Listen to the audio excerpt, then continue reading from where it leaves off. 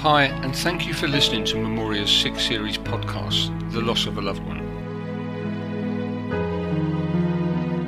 After the most difficult of years, we have created this series to help those who have been directly impacted by the loss of a close family member, perhaps a good friend or member of their own local community. In the previous episodes, we looked at the impact of loss. We covered modern-day choices in funerals, and episode 3 was a very moving production on bereavement with some heartfelt personal stories. Today, in this, the 4th episode, we will look at the 3 aspects of the funeral industry, the very foundations of the traditional funeral from the Victorian era, how that evolved and the impact of the past year on the industry, and how these things changed attitudes, and how this will impact on family choices in the future.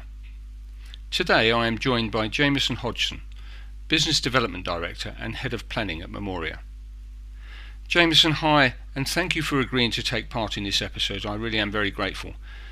Jamieson, I described in my introductory comments about the traditional funeral, the changes that were being considered during this past 20 years or so, and what has changed during this last year.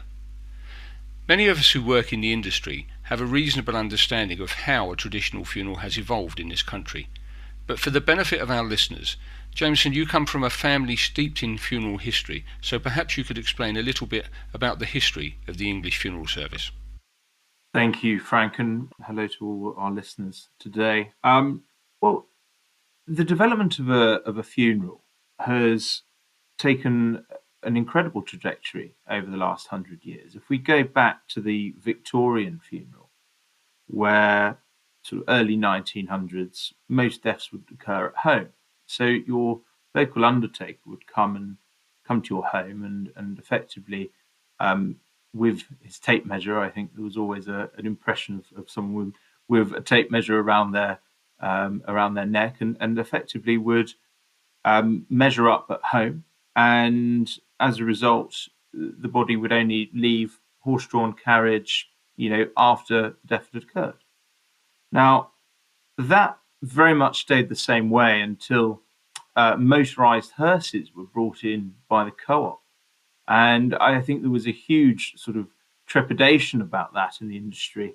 And when that happened, we had the replacement of the horse-drawn carriages. And you started then to see the development of the American style funeral. And my grandfather was a big part of that. He went over to America and he observed the American style funeral homes, viewing chapels, lots of the same services that we see today. And that was brought in the 60s, and we started to sort of change the way we had our funeral done. That stayed very much the same throughout the 70s, 80s, 90s, but a real fundamental change to the industry happened in that 80s era. I'd call that the PLC era. And we had Hodgson Holdings, Kenyon, the Great Southern Group, huge growth by acquisition. So suddenly you took the small family businesses that made up the vast majority of the industry, and they became part of big business suddenly. Families were bought out by these bigger groups, and that sort of sent us into what I'd call the inflation era of the 90s and 2000s, where lots of investment went in, lots of hearses, limousines, fleets costing millions of pounds, and better facilities. But with that came people doing less funerals at a higher price because there were more that went into them. And that brings us to today. And we have the growth of the internet. We have the public taking back control, and they're looking for more choice, more bespoke funerals. And that means that we haven't gone from a one-size-fits-all that probably was the case for a large part of that era that we've just gone through. And now people are wanting funerals their own way, whether that be a direct cremation or it might be a 3-hour celebration of life service. It depends, and now the industry is needing to adapt again to be able to accommodate that consumer demand. Thank you, Jamieson. That will give people a much better understanding of what everybody perceives to be an everyday funeral. In my own short history in the industry, I have seen certain advances in technologies, certainly a change in people's attitudes, but this past 12 months have really shone the spotlight on our day-to-day work. It has been very noticeable on mainstream media. There has been a sharp increase in coverage. Before the outbreak of this pandemic, there was a media focus on the commerciality of the funeral sector, and several programs and discussions on what some portrayed as a lack of transparency. The events of the past 12 months, however, have shifted the focus back to the sheer tragedy of this period and towards both the human consequences and the effect on all corners of society. Looking at the functionalities of how services have had to be arranged during this time, can you give us an overview of how COVID-19 has impacted on the funeral industry, what changes you feel it has made, and which, if any, will stay once we begin to return to a level of normality? That's a very good question. Yes, I mean, COVID-19 has completely transformed the industry from a safety perspective. I think, you've suddenly been frightened. A lot of older people have been frightened to go to funerals, understandably so, with the levels of infection that have existed in this country at various times over the last 12 months. With that comes a pull towards online options so that you can watch funeral services from the comfort of your own home. Webcasting becomes much more important as a result, so that you can do those things but not miss out on that ability to feel as though you're there if you're self-isolating or frankly are too frightened to come.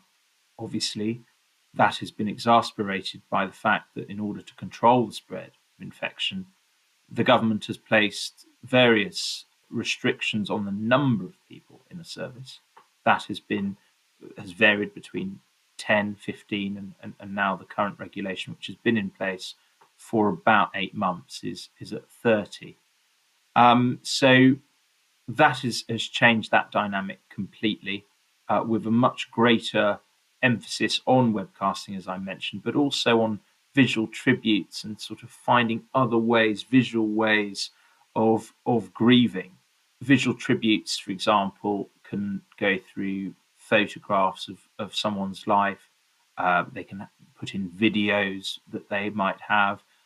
They can do that to their favorite song. And of course, it feels more personal that way, even though you might be sitting in your front room while watching the service.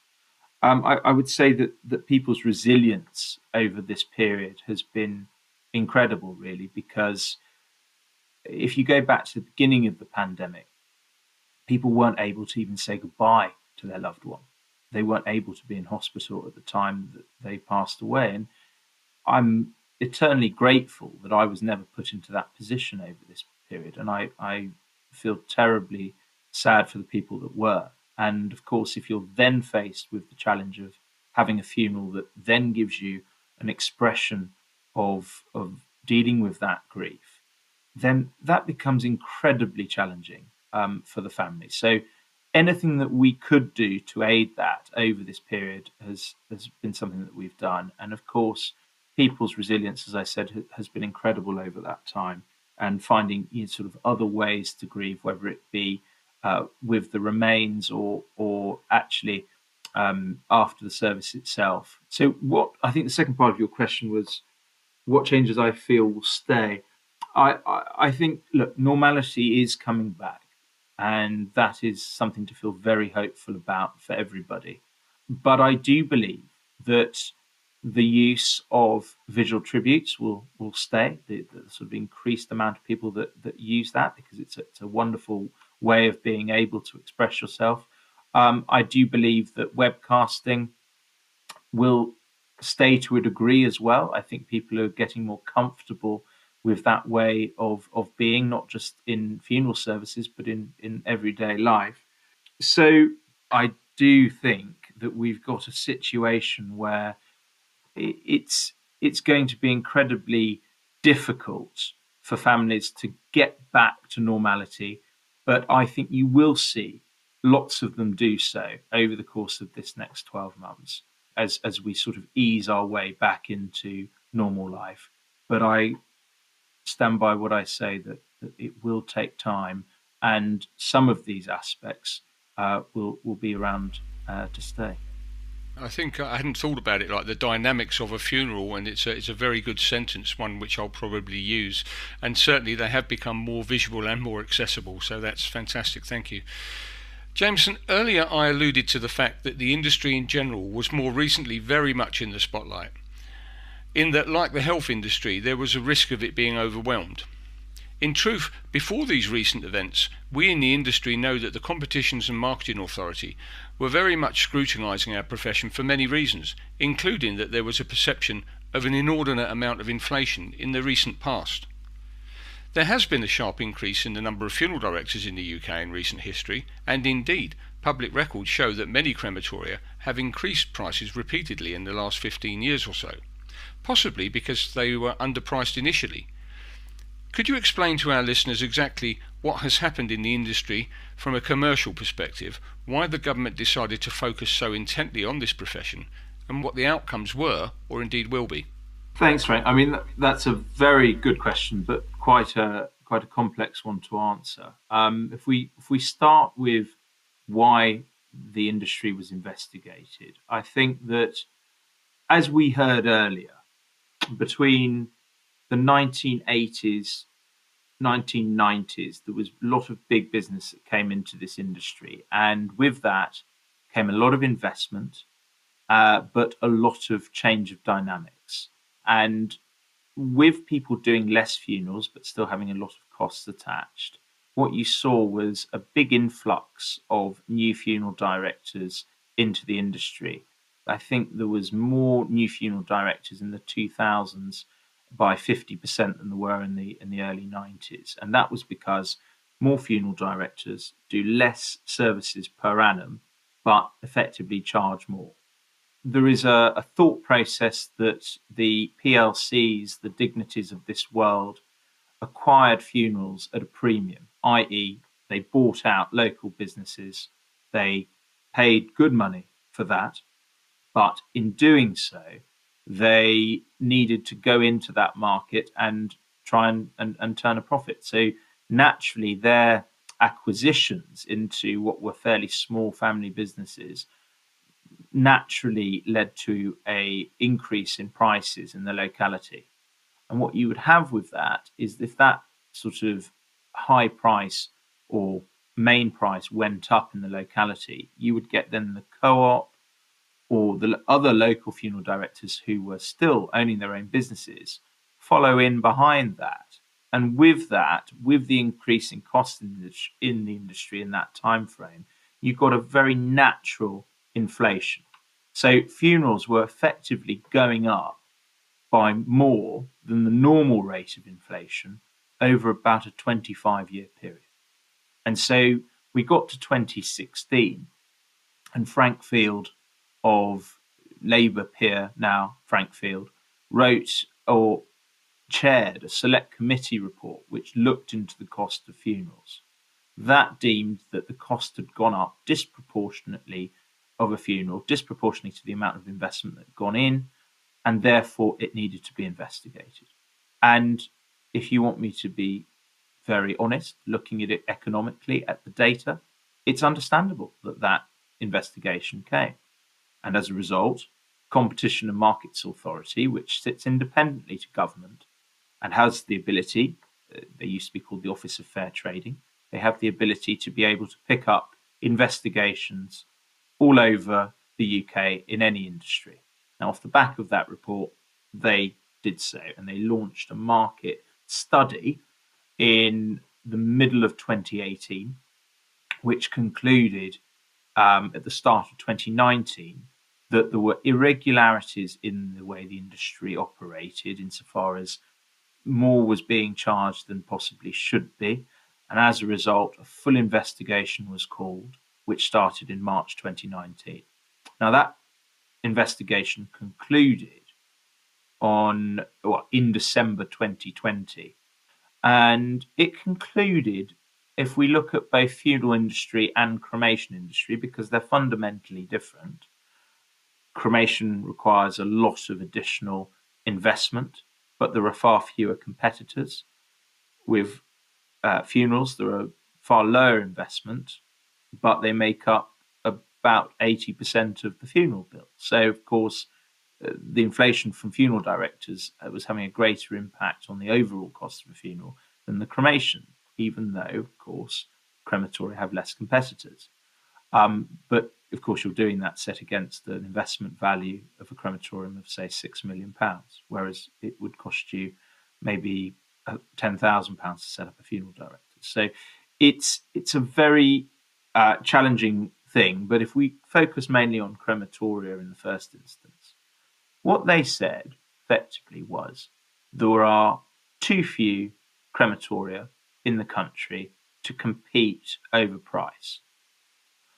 We fundamentally disagreed with that position because there are huge amounts of investment required of crematoria, and they do, in fact, compete on price. And we showed a lot of data on that as things go on. So, but without getting too detailed, let's just look at the headlines. So the headlines are, they found that there were challenges in competition and that effectively the funeral and cremation industries should be further monitored by way of two remedies. First one, that they should have what they call sunlight remedies, so that they should effectively be asked to be more transparent in the way that they price. So that means, in the case of funeral directors, price lists up on the walls of their shops. So it's very transparent, very clear what everything costs, and a total breakdown of costs for every service that they have. No sort of pseudo names for embalming or other services. That has to be done properly and transparently. They've also said that both funeral directors and cremation authorities must be not only transparent on price, but also be monitored in terms of their profitability over the course of the next stretch of time. And that takes place by quarterly updates in what they're charging and what they're providing. From our perspective, we are very happy with those remedies because we are already complying with the transparency. We're completely transparent. And of course, in terms of the industry as a whole, it's a good thing. You know, it should be completely transparent. I can't believe that it isn't. It absolutely should be. So where the industry isn't performing well from that perspective, they will start to have to perform well from now on. The last part of your question is what outcomes will go on to happen. One of the things the Competition and Markets Authority said in their conclusion is that they were considering some form of price regulation initially as part of this investigation outcome, but veered away from it because they didn't feel as though they had enough evidence to do so. And the COVID-19 pandemic had put such a strain on the industry as a whole that they felt that, you know, to put anything as draconian as a price regulation might well destabilize what is a very crucial industry. From my perspective, I don't believe that the suggestions of price regulation were particularly well thought out, and I'm glad that they didn't pursue with them at this point. Now, if they want to bring forward another investigation into the future, that will be a matter for them. They always have that right, and they might well look at it again once everything is stabilized post COVID-19. But I would say this, the industry is changing. Since 2016 and that first select committee report that I referred to earlier, the industry is changing. The public are taking more control of their funerals. It is not such the great taboo subject that it has always been before. It is still a fairly big taboo subject, but probably not to the level that it was before. And people, therefore, are taking to the internet, like they do with every other industry. They are using price comparison websites. They are thinking about what different services and choices I might be able to have. And as I mentioned in that history of the industry, they are taking that control and they are exercising it in different ways. From I don't want a service at all. I don't want to go to a cemetery or crematorium at all. I just want that done, and then I want to remember my loved one in my own way. Or they go to the other extreme. They want every bell, every whistle you can imagine. And, that makes total sense to me. I think everyone should have that choice. And I'm glad to see that that control is being taken back. We're certainly not frightened of it. We embrace it because I think that if you are to be a good company that's offering everything that bereaved families want, you have to embrace that and you have to embrace choice and consumer power.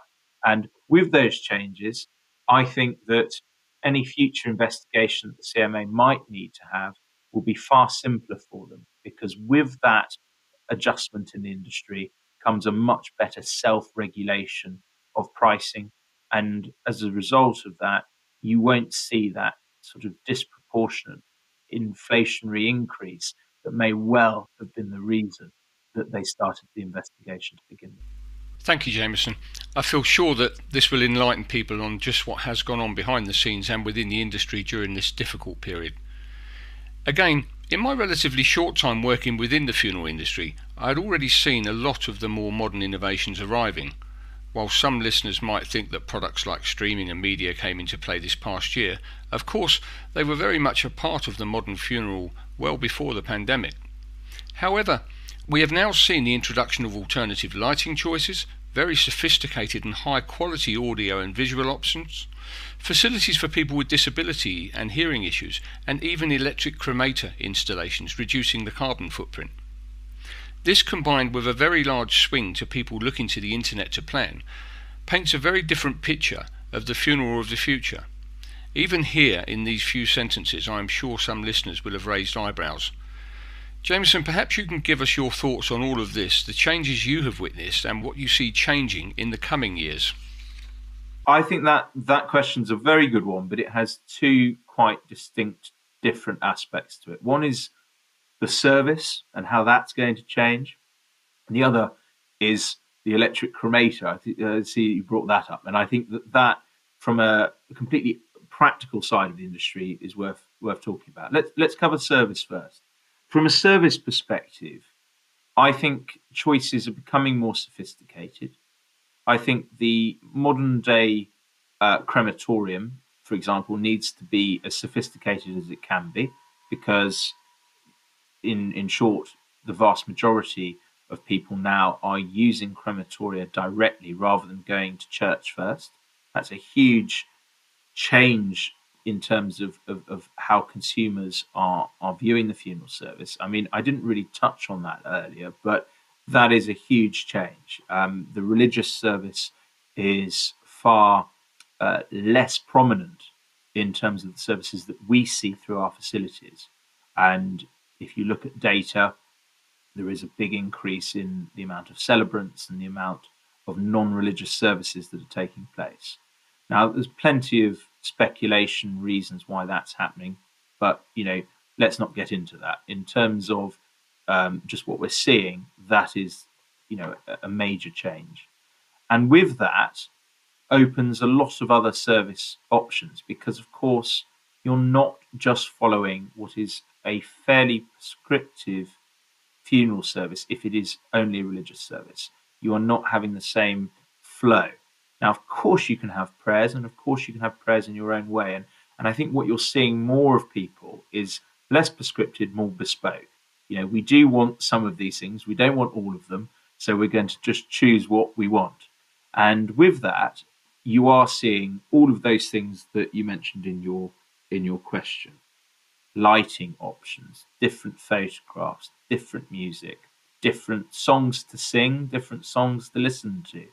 And different locations as well. I mean, as I said, a lot are happening in crematoria, and luckily the more modern day crematoria gives you those options. But, they're not just happening in churches either, as we were saying.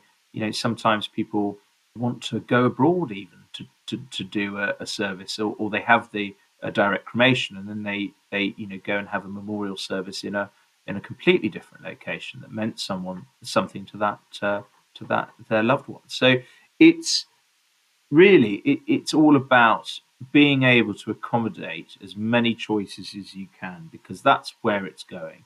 From a service perspective, it's going to choice and different ideas about what people want. In terms of carbon footprint, that is important too. I think, we have a very important milestone to be carbon neutral in this country. I think that crematoria have improved their environmental credentials significantly over the last 10 years with the introduction of mercury abatement. And not to get too technical, but mercury abatement is the removal of mercury from the process. And you might ask, why on earth do we have mercury in a cremation process to begin with? But it mainly comes from people's fillings, amalgam in their fillings that produces mercury. And as a result, crematoria were responsible for a significant proportion of mercury pollution in worldwide understanding. So, that has got significantly better with the advent of mercury abatement and filtration in general. But there is still a fairly major carbon footprint created by gas cremators, and electric cremators, in our eyes, Memoria's eyes, I can't speak for the whole industry, but from our perspective, electric cremators present a very carbon neutral way of moving forward. By using renewable energy tariffs, you are able to lower your carbon footprint from a cremation by 95%. And in our attempts to go carbon neutral and using heat, etc., from the cremation process to heat the building and any excesses like that, you can make crematoria carbon neutral. And that is something that we should be aiming to do just purely from our environmental obligations to the country. Thank you, Jamieson. Just discussing all of these innovations really does highlight just how much investment there has been. Can I thank you for taking the time to listen today, the fourth of our 6-episode series, The Loss of a Loved One. Our next instalment, episode 5, will be about the role of the person delivering your family's funeral service. The descriptive efficient is sometimes used within the industry. This could be a celebrant, perhaps a religious representative, perhaps a non-religious humanist, or, as we have seen, a family-conducted funeral, and there are an increasing number of these. Episode 5 will explore these choices. Our final episode in this series will look back at what we have talked about and focus on hope. Several very well-respected bereavement professionals will be present on this final instalment. These podcasts are free to listen to via Amazon, YouTube or Spotify. And for further information, please contact me directly via LinkedIn or at memoria.org.uk, and I will happily provide you with the links to access the series. Thank you again for listening.